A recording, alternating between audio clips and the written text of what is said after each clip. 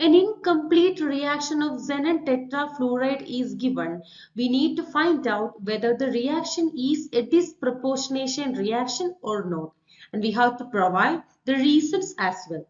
A disproportionation reaction can be defined as it is an oxidation reaction where the same species will undergo both oxidation and reduction.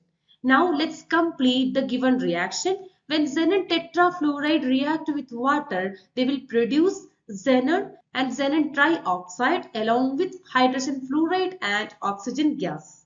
Now we need to find out the oxidation state of xenon in all of the given species.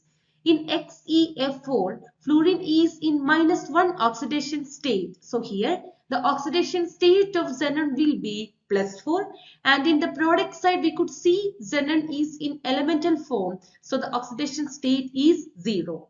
In xenon trioxide, xenon has the oxidation state +6 because oxygen has -2 oxidation state.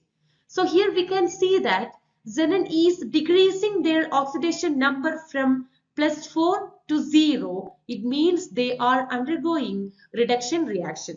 At the same time, the xenon is increasing its oxidation state from +4 to +6, means they are undergoing oxidation.